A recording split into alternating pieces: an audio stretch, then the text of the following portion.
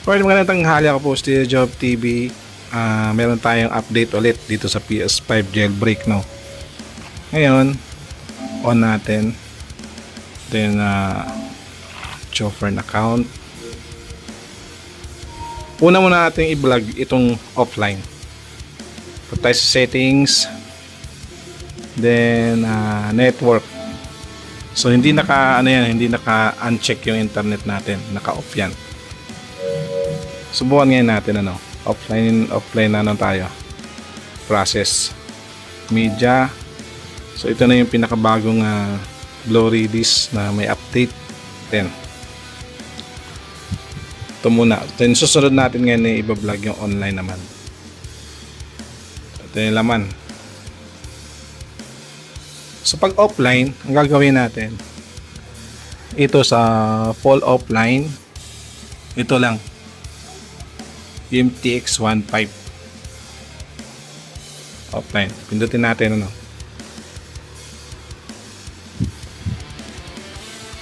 So ulitin ulit, gagawin natin, forward natin para mabilis lang yung proseso.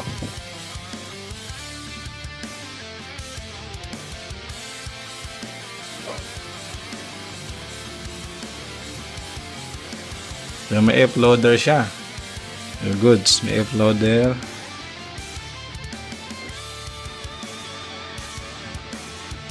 Ayan, itihin case stop loading. Tingnan natin.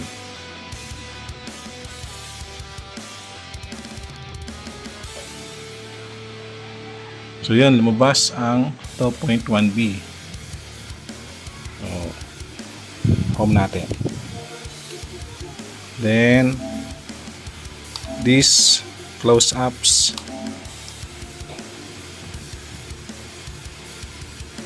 So, balikan natin ang settings. Network offline. So hindi siya naka-connect sa Wi-Fi. Try sa games. Items flow.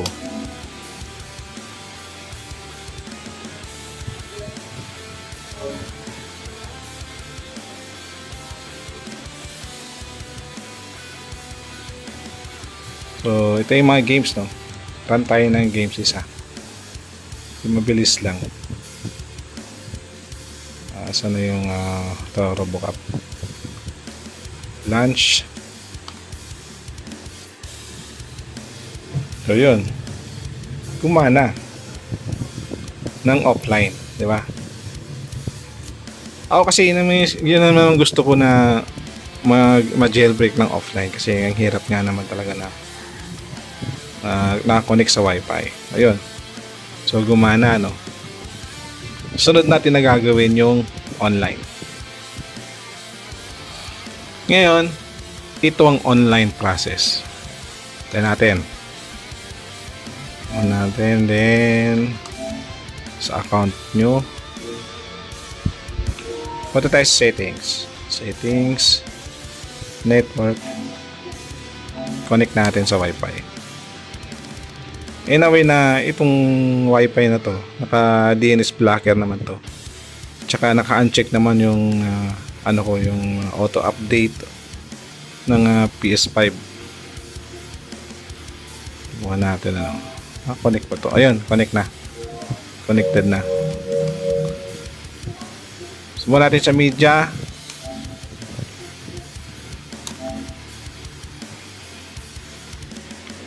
Okay, dito tayo sa UMTX1. Ito, UMTX1. Dito nyo lang yan. Ganun ulit. Forward natin ulit.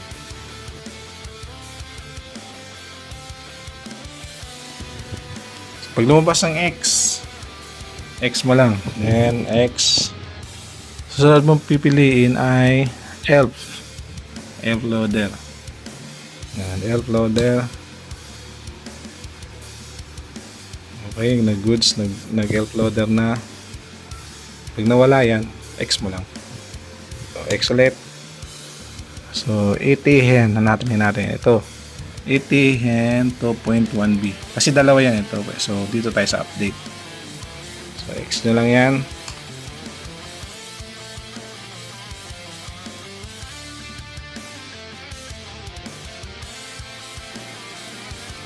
So yun, lumabas ang ATHEN 2.1b. Ibig sabihin, jailbreak na yan. Ito tayo ulit. Then, this close up.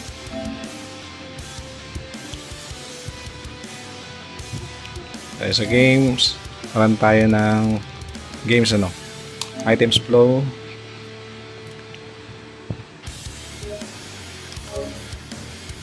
Okay mo lang.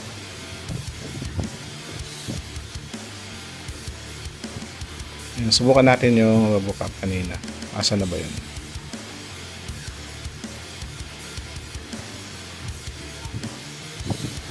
Yun. Subukan natin ng RoboCop.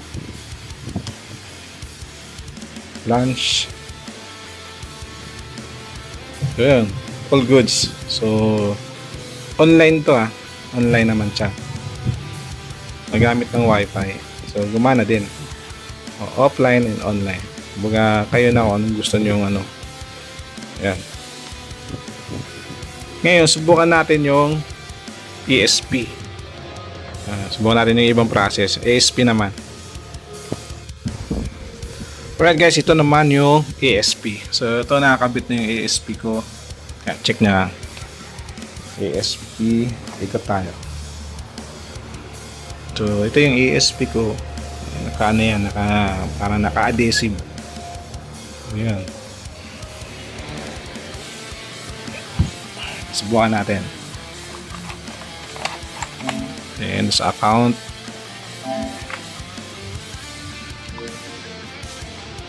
Check natin settings, then network. Connect. Echo strange. So, ayan. So, pag nag-fill, ibig sabihin, connected yan. Ayan, connected. Fill man siya. Hindi naman talaga internet. Pandaya lang naman yun. Connected yan. So, subukan natin Media. Tapos sa media. Tapos, blurry disk. Click. Offline to executed running. Dito kasi sa pipeline runner, parang puro offline offline through USB tong iba. So ito yung ginamit natin kanina. So, gamitin natin yung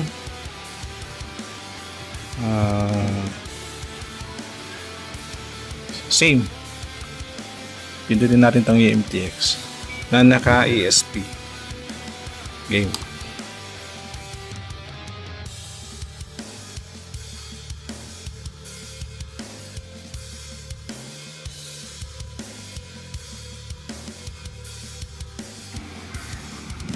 So may X. Pindutin ulit natin ng X. Punta tayo sa elf loader. X na lang.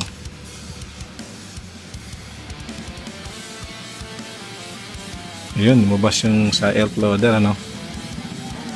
Pinawala yan, X natin. X, then hanapin natin yung ATHEN. So ito ATHEN. Pindutin nyo lang yan. X ulit. Bukan natin kung gagana.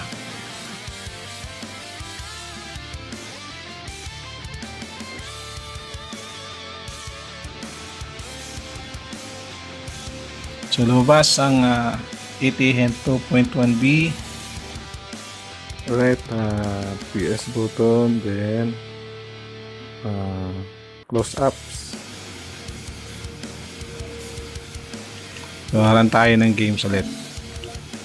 Items flow.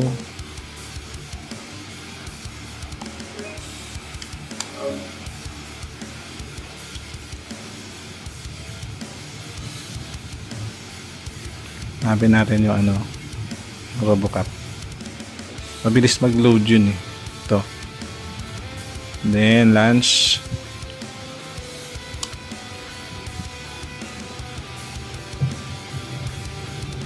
Ayun, nag-run naman. So ESP okay, nag-run siya. Pero sa ESP medyo matagal. Matagal lang nga lang yung pag-jailbreak sa kanya. Hindi ko lang alam. Yung ngayon guys, ang firmware ng PS5 ko 6.51. So mga firmware na gagamit ng Blu-ray disc, 6 to 7.xx. So yung mga 3 point, tsaka yung mga 5.50 below, sila yung gagamit ng mga sariling webkit, kumbaga online yan. Yun ang Blu-ray disc, 7.xx. All goods naman. Sa mga gusto po magpa-jailbreak ng PS5 6.51 below, PM nyo lang po ako. Siguro ako mas gusto ko yung offline. And once again, ako po Steve Job TV, magandang